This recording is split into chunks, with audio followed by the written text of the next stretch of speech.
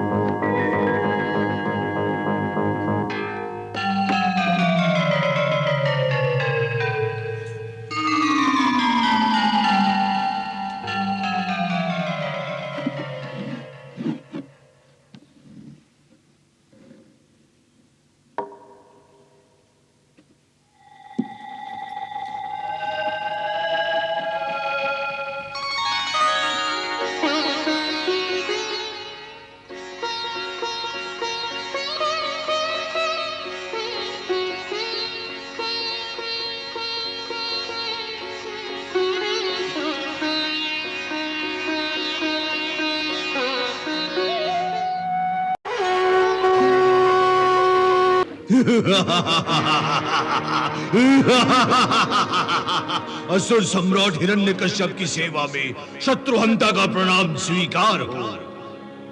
प्रणाम शत्रुहंता, तुम्हारा स्वागत है। हे असुरेश्वर, आपकी आज्ञा अनुसार मैंने दूसरे असुरों सहित पृथ्वी लोक से आकाश तक सभी लोगों में अपने अत्याचारों से असुरों की धाक बैठा दी है। अभी तक विष्णु भक्तों की चीखें त्रिलोक में गूंज रही है। शत्रुहंता, तुम्हारे पराक्रम से हम अत्यंत प्रसन्न हुए। हमारा आशीर्वाद है कि हमारे शत्रु विष्णु भक्तों के मन में तुम्हारा भय और हमारी धाक सदा बनी रहे। आप निश्चिंत रहिए सुरेश्वर। अब विष्णु भक्तों के मन में विष्णु भक्ति के लिए मैंने कोई स्थान नहीं छोड़ा है। अब हर विष्णु भक्त के मन में आपके आशीर्वाद से केवल मेरा भय और आतंक समाया हुआ है। अब किसी लोक में विष्णु की पूजा की कल्पना करने से भी लोग डरेंगे। शत्रुहंता, विष्णु मंदिरों को ध्वस्त करके हमने जो सफलता पाई है वो पर्याप्त नहीं है। हमें इतने से ही संतुष्ट होकर चुप नहीं बैठना है। अभी देवलोक पर आक्रमण करके हमें असुरों के अपमान का बदला लेना शेष है। हम सभी प्रतिशोध की आग में जल रहे हैं और यह आग उसी समय शांत होगी जब हम देवताओं को पराजित करके गंगा को पाताल लोक ले आएंगे। स्वर्ग लोक पर आक्रमण करने के लिए हमारी व्याकुल आत्माओं को आपकी आज्ञा की प्रतीक्षा है। शत्रुहंता, मेरा मन भी चाहता है कि इसी समय देवलोक पर आक्रमण कर दूं, परंतु गुरुदेव शुक्राचार्य की आज्ञा के बिना हम ऐसा नहीं कर सकते। गुरु शुक्राचार्य भी तो देवताओं से प्रतिशोध लेने के लिए उत्सुक हैं। वो आपको अवश्य ही आज्ञा और आशीर्वाद देंगे। तब तक मेरे साथ तुम्हें भी प्रतीक्षा करनी होगी। तो फिर तब तक हम सब अपने शस्त्रों को धार लगाते रहेंगे। आज्ञा मिलते ही हमें शीघ्र याद कीजिए। प्रणाम। प्रणाम।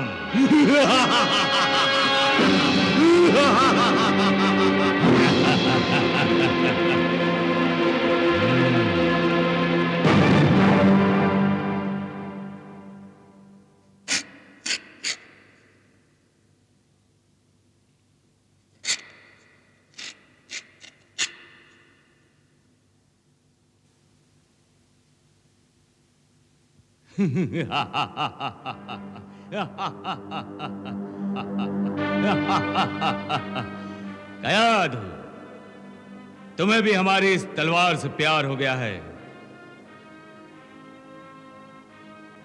जो अकेले में से मयान से निकाल कर इसके दर्शन कर रही थी। लाओ।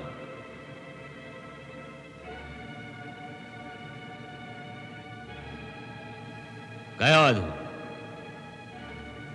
हम अपनी इस तलवार से बहुत प्यार करते हैं क्योंकि इसी के बल पर हमने सभी लोगों को जीत लिया है। अब केवल देवलोक को इसके अधीन करना शेष है।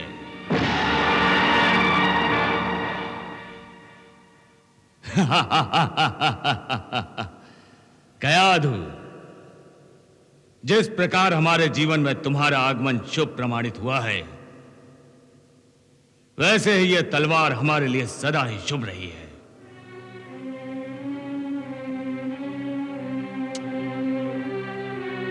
कयाधु, नागलोक में तुमने मेरे हाथों से विष्णु की मूर्ति फिकवा कर जिस कार्य का शुभारंभ किया था, मैंने शत्रुहंता और दूसरे असुरों के द्वारा उसी कार्य का अंत किया है। मेरे असुरों ने समस्त लोकों में विष्णु के मंदिरों, विष्णु की मूर्तियों और विष्णु भक्तों के मन से विष्णु के प्रति श्रद्धा को नष्ट कर दिया है। अब किसी लोक में विष्णु का कोई नाम लेवा नहीं रहा। मेरी तलवार की धाक केवल लोगों के मन में ही नहीं, विष्णु के मन में भी बैठ गई है।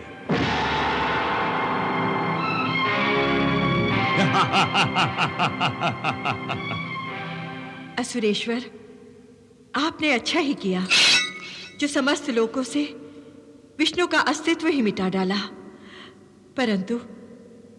परंतु मुझे खेद है असुरेश्वर कि विष्णु की एक भी मूर्ति शेष नहीं बची। खेद हो रहा है?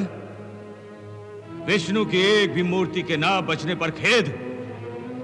हाँ असुरेश्वर, क्योंकि मेरी ये इच्छा मन ही मन में दबी रह गई कि मैं भी विष्णु की कम से कम एक मूर्ति तो तोड़ फोड़ डालती।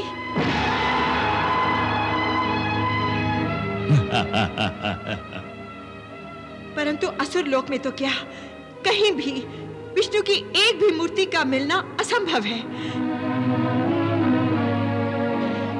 हे असुरेश्वर, अब विष्णु के स्थान पर आपको बैठना चाहिए।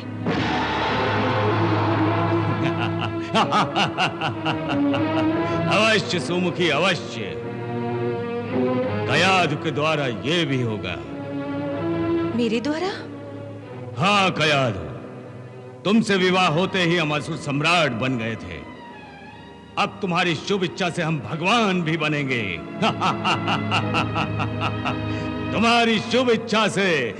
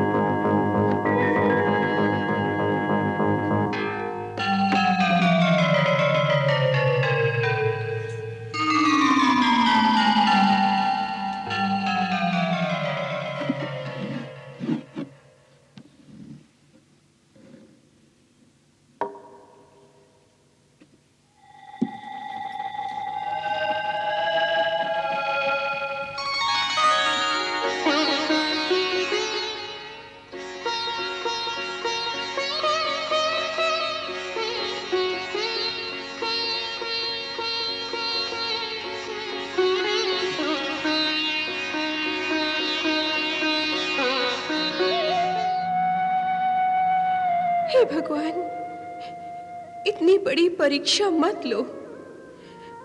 मैं आपके दर्शन न करके, आपकी पूजा न करके अपने दिल पर पत्थर रख सकती हूँ, पर मेरे पति मेरे ही सामने आपका अपमान करें, ये आपकी ये भक्त कैसे सहन कर सकती है? प्रभु न जाने आपकी ये क्या नीति है। आपने अपनी ही भक्त को अपने परम शत्रु की पत्नी बनाकर धर्म संकट में डाल दिया है। पति की इच्छा पूर्ति के लिए मुझे भगवान को छुपा कर रखना पड़ रहा है। ये कैसी विडंबना है प्रभु। जो सर्वव्यापी है, उन्हें मंदिर की जगह मुझे इस आभूषणों के डिब्बे में छुपा कर रखना पड़ रहा है। प्रभु मुझे क्षमा कीजिए और मेरे पति को सद्बुद्धि प्रदान कीजिए। कयाधु, कहाँ हो तुम?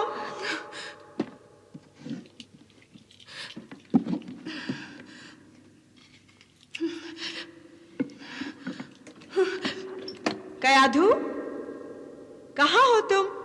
अरे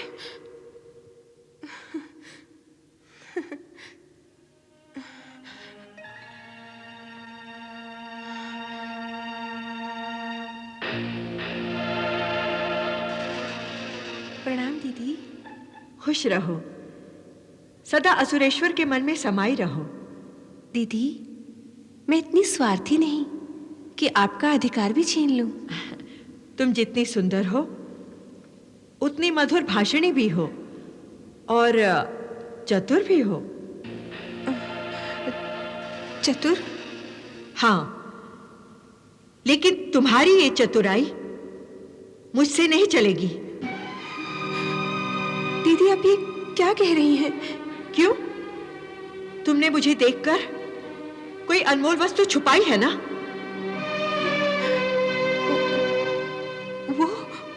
वो तो माताश्री के दिए हुए आभूषण हैं। आप चाहे तो उन्हें देख सकती हैं। आभूषण? आभूषण भी भला अनमोल होते हैं?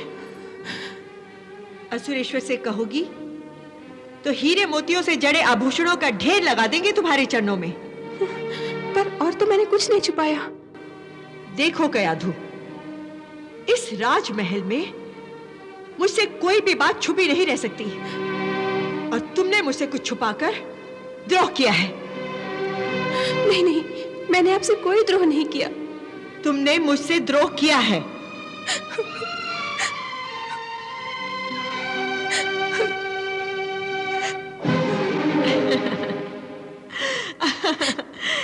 क्यों? तुमने अपनी आंखों से झड़ने वाले आंसुओं के मोतियों को मेरी नजरों से बचाकर अपने आंचल में नहीं छुपाया? दीदी, क्यों रो रही हो? माता पिता की याद आ रही है। अरे पगली, माता पिता की याद आ रही है तो अपनी इस दीदी के पास चली आती। मुझसे भूल हो गई दीदी।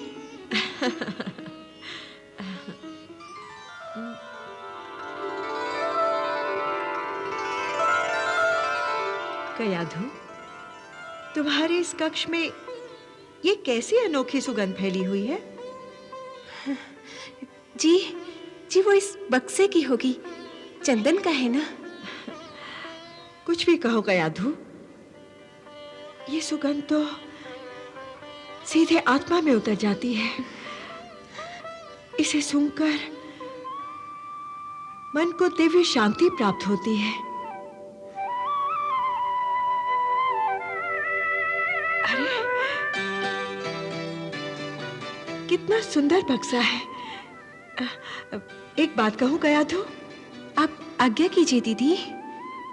ये बक्सा तो मुझे भेंट कर दो। जी, वो मैं नागलोक से आपके लिए और मंगवा दूंगी। ये माताश्री की विशेष भेंट है।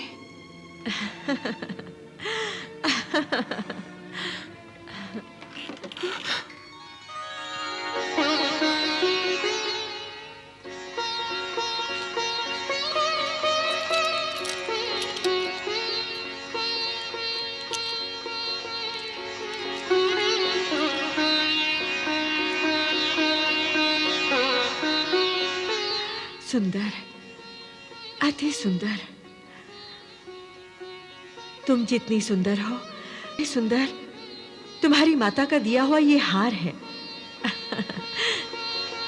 घबराओ मत, मैं इसे नहीं लूंगी, क्योंकि मैं जानती हूं कि अपने मायके की हर चीज से हम स्त्रियों को विशेष प्यार होता है ना?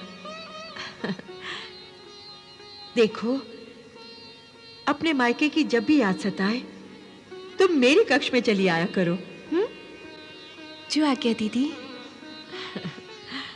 मैं जा रही हूं, मगर मेरे पीछे फिर रोने ना लगना। हाँ? अच्छा।